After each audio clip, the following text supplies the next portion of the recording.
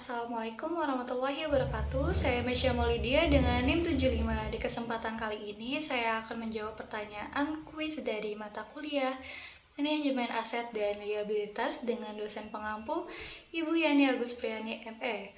Langsung saja pertanyaan yang pertama, yaitu jelaskan fokus ALMA menurut 3 orang ahli dan berikan kesimpulannya.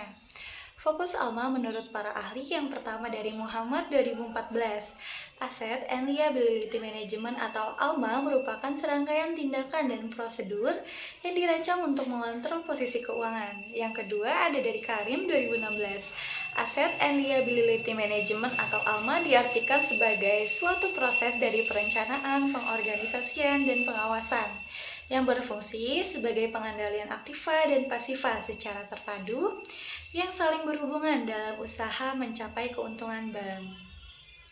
Yang ketiga dari Riyadi 2006.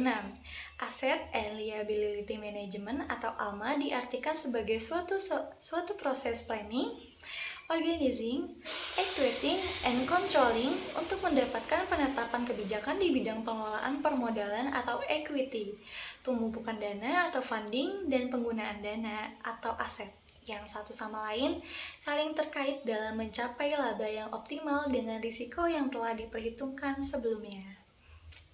Kesimpulannya yaitu Asset and Liability Management atau ALMA adalah proses mengatur dan mengawasi keuangan bank, terutama dalam mengelola aset atau harta dan liabilitas utang atau kewajiban, agar seimbang dan saling mendukung.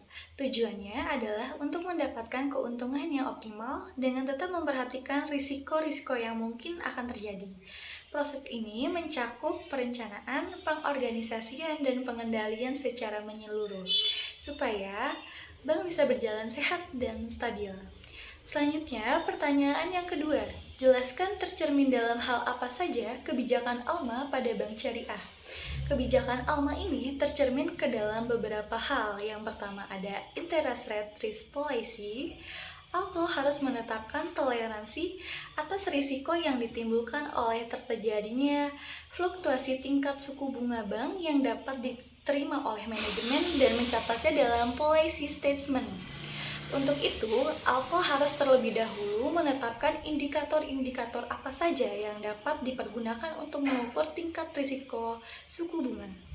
Yang kedua, investment policy. Tujuannya adalah sebagai pedoman bagaimana portofolio investasi harus dikendalikan agar diperoleh return yang maksimal, yang dapat menjamin tersedianya sumber likuiditas yang cukup dan kualitas portofolio kredit yang baik.